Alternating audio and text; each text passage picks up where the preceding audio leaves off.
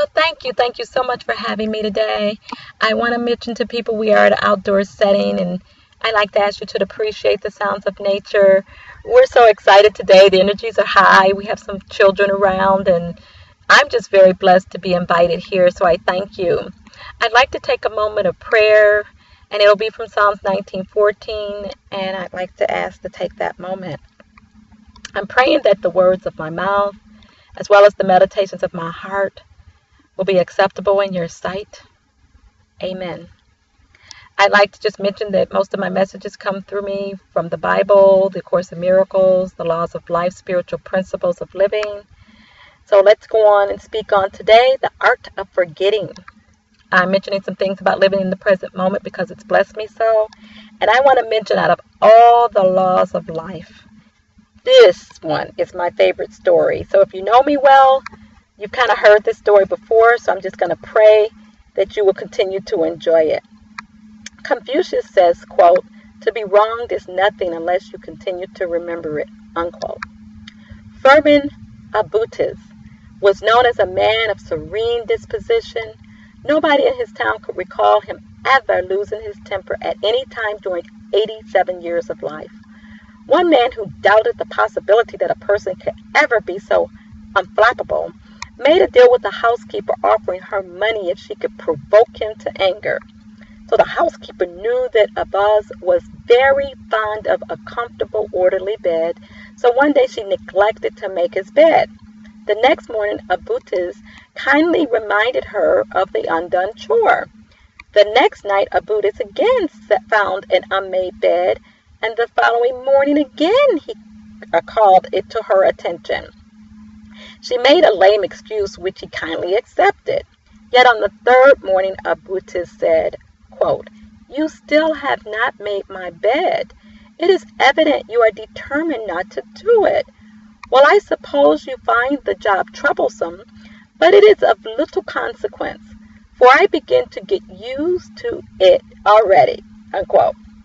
Moved by such goodness of temper, the woman called off the deal and never again failed to make his bed as comfortable as possible. Not everything can be the way we like it all the time, but criticism and harsh words rarely bring about a lasting or peaceful cooperation or fulfillment of any desire.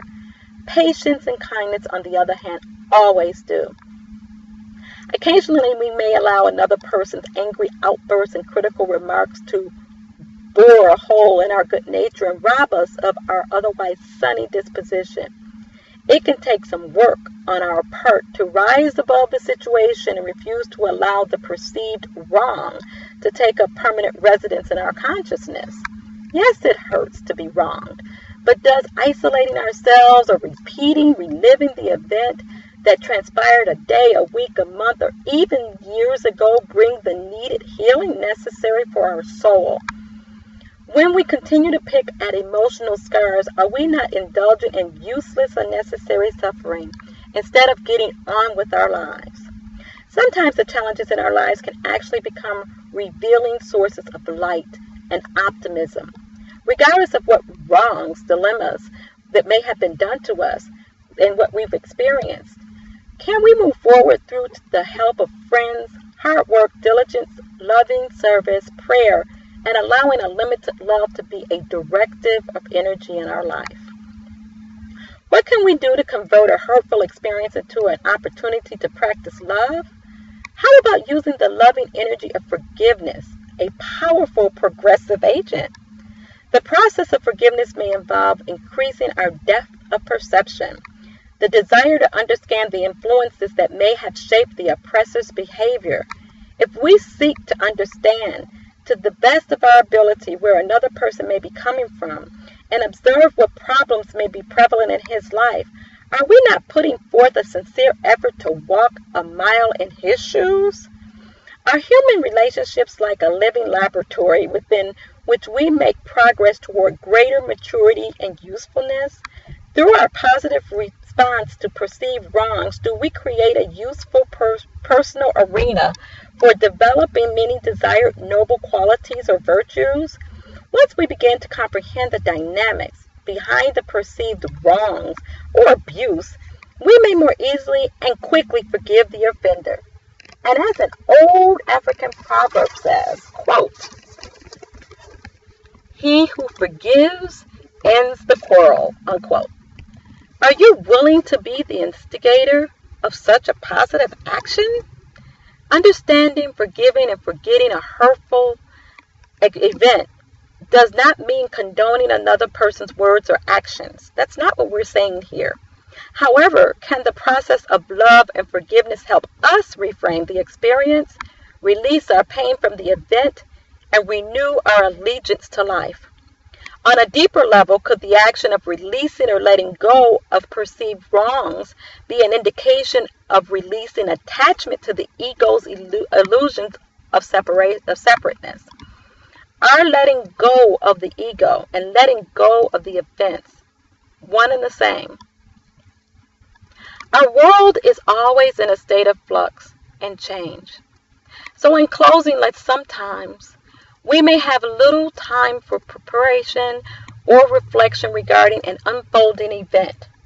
On such occasions, can our ability to be prepared for the challenges we may face be linked to our spiritual strength? Is this a good time to pause for a moment to take a personal inventory and monitor and strengthen your spiritual assets to assist you in adapting to life's changes? Does forgetting and forgiving flow automatically from a pure, unlimited love for every human without any exceptions? Know that forgiving ends the quarrel, unquote. I pray that the words of my mouth might have been a blessing to you. I ask that you know that I am supportive in you living your purpose. It's one of my purposes. So just know that I do believe in you and your dreams.